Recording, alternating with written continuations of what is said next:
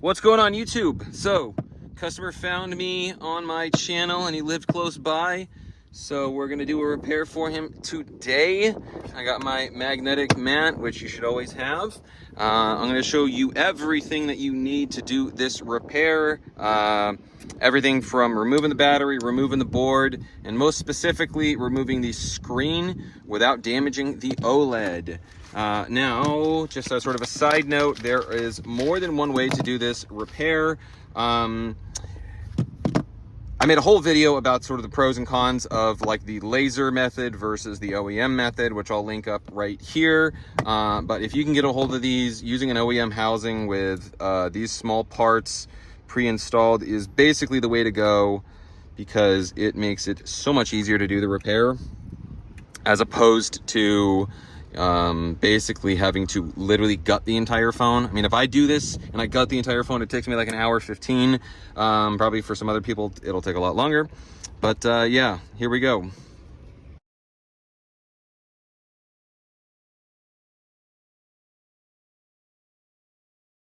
So I have this iFixit Jimmy. I filed down the edge, so it just makes it easier to slot in. We're gonna replace the screen protector. So sometimes it's kind of difficult. There we go. So I sort of pushed this way, and then I'm able to slot my Jimmy in. Okay, so once we're here, we apply a few drops of isopropyl alcohol, and I start in the center.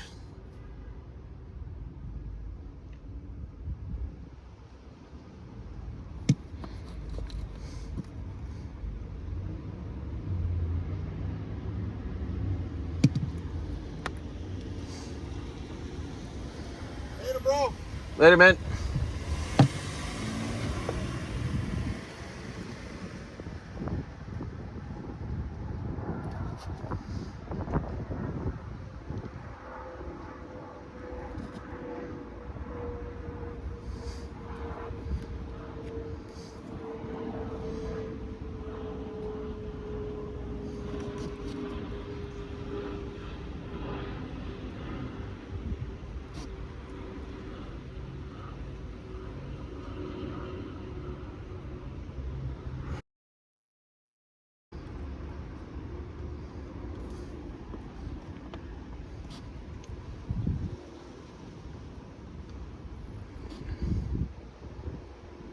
So I can feel it coming, sort of lifting up right there. I know that's not a very good angle.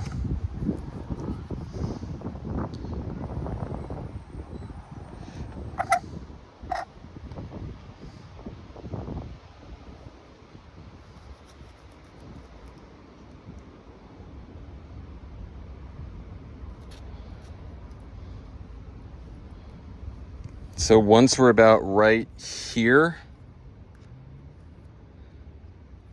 I apply a few more drops. And then we get to about right here. Once we're past the first, the two corners, it's quite a bit easier to get the rest of the screen off.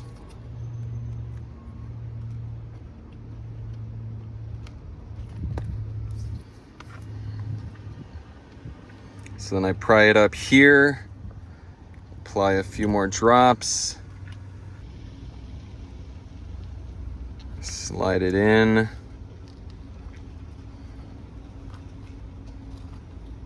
I like the technique I use rather than sort of cutting, is I like to pry up, as you have less of a tendency to slip and stab. Or more specifically on this side, we can see our flex cable for our OLED. I'm being a little bit more careful on this model because I don't have any of these screens in stock, so I can't afford to damage this person's screen.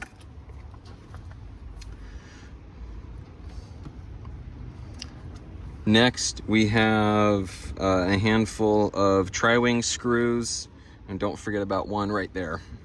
You'll notice that this screw is longer than the rest, which is one more reason why you should have a magnetic mat.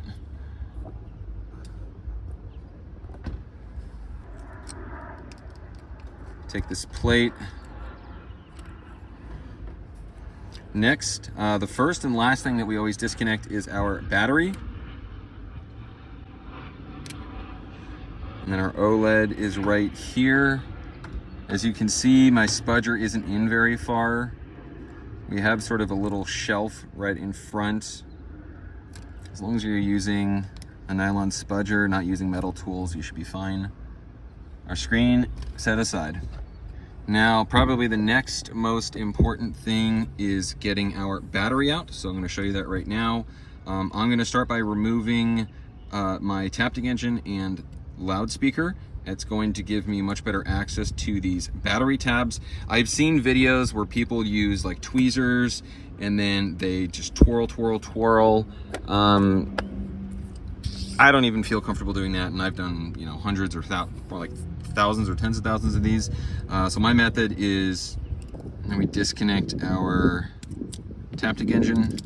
So for our battery tabs, what am I doing? I always like to start with this one. You sort of peel it back. Now, I have a feeling I could probably do this one on its own. Now for the next one, these have a tendency to tear, at least on the 13s. Now luckily it's only from like here to here, but we're gonna use some isopropyl alcohol. And it still tore. Lovely. So, next. We're gonna come under here.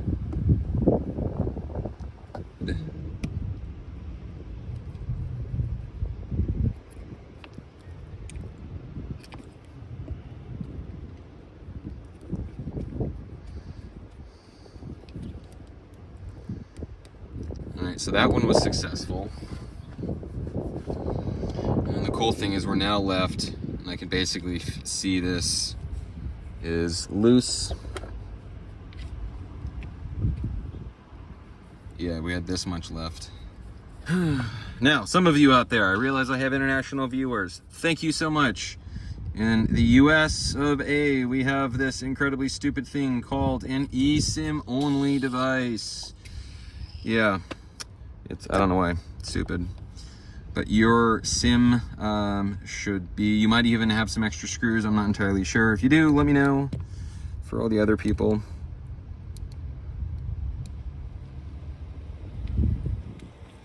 There was a bit of foam.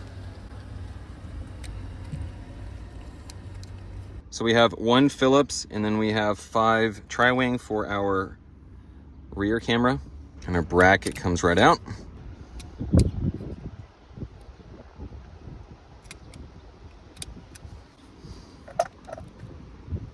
A rear camera, I just apply a little bit of pressure that way.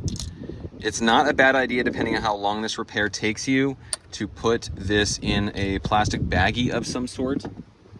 So, first of all, if you've got this far and you think, hell no, I do mailings. Second, I also buy iPhones. Working, broken, whatever. Even if it looks like this, I'm still interested. Link in the description. Let's make a deal.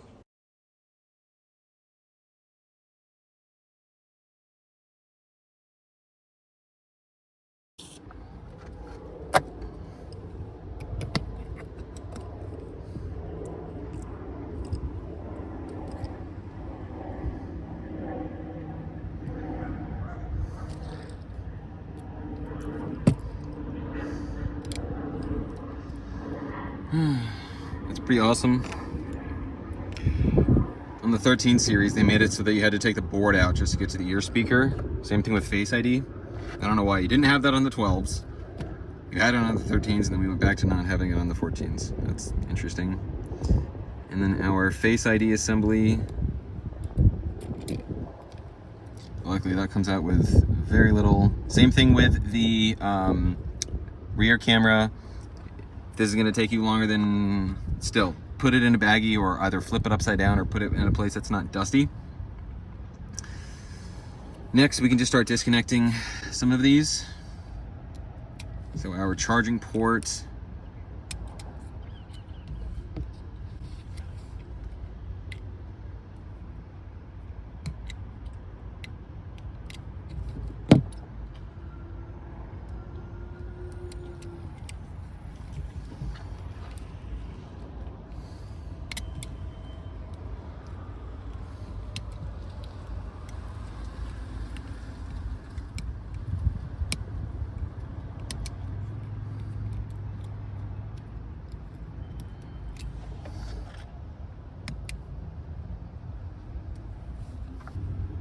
then we have this sticker right here.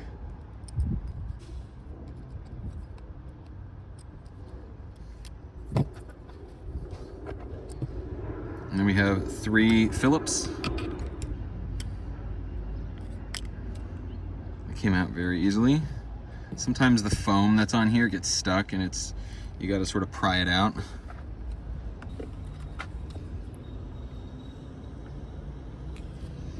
I apply a few drops of alcohol. That was actually pretty easy. I guess there's just adhesive like here, but the isopropyl alcohol just takes the bite away.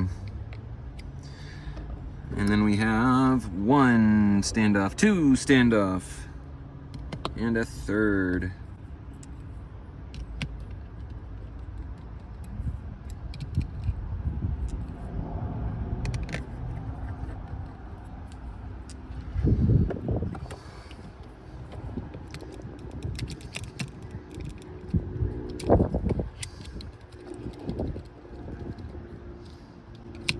And I almost got ahead of myself. We have 1 more flex that was hiding underneath this flex. It blends in. And then this is our board. So we can now take our housing and set it aside. So this goes out, obviously the same way it comes in. It helps to fold some of these flexes back just a little bit. So generally I start at the top. Make sure we get past these 2, fold that one out of the way. Usually I like to wiggle it.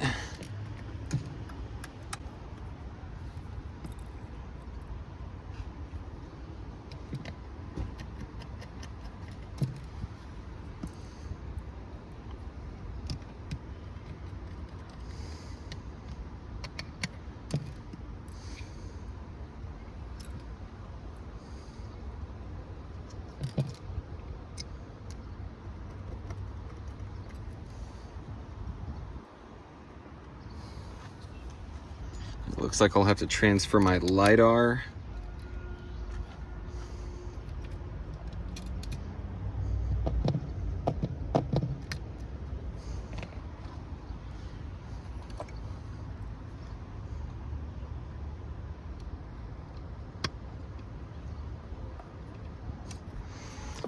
If you're gonna do that, make sure this screw up here, this screw up here is aligned properly.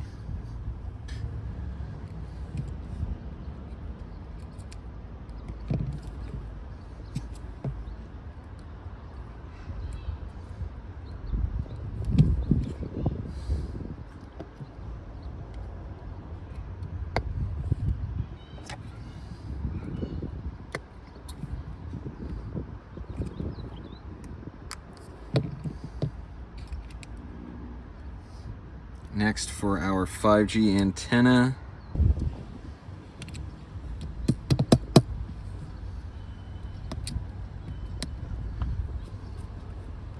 make sure you don't have any dust in between your camera and your interior lens. So I'm gonna capture this because it's will probably come up in the comments at some point. Underneath, let's start over again. This little dude right here, the bottom corner, needs to slot underneath where that little tri-wing is. And I can imagine if it doesn't sit properly,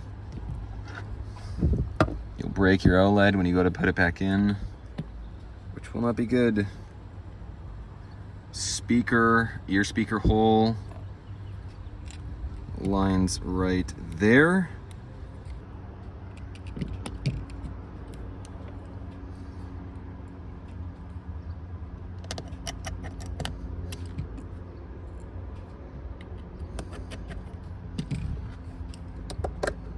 Next, we just have adhesive for our battery and not much else. Now for our battery,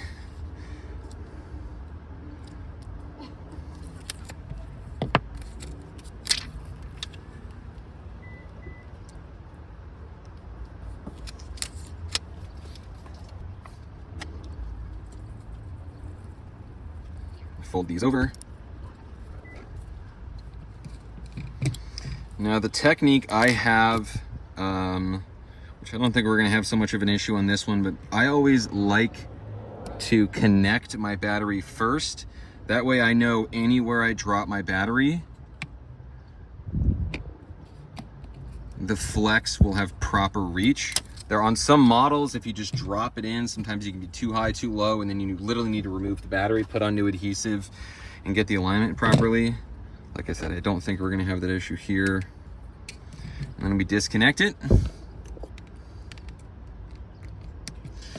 Now on wider flexes, especially really expensive ones, like this OLED, I always like to press right, left, or left, right, rather than dead center, as you can accidentally damage your flex.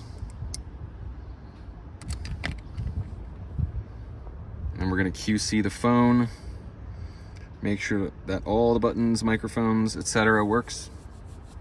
Now, I don't know about you, but I can't stand the always on display. So I turn it off. Comment below, you love it or hate it. So I'm getting ahead of myself for just a sec. We have this lovely little bracket, which goes on right there.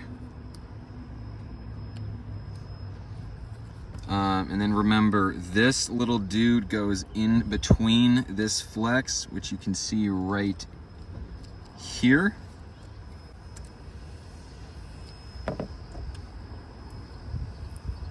Remember the large tri-wing. Now, all we have are 2 screws left, but before we do that, it is very important that you not have any loose screws. They have a habit of getting stuck on your Taptic engine, loudspeaker, ear speaker, or along the perimeter on your perimeter gasket. I have damaged screens before that way. Don't do that.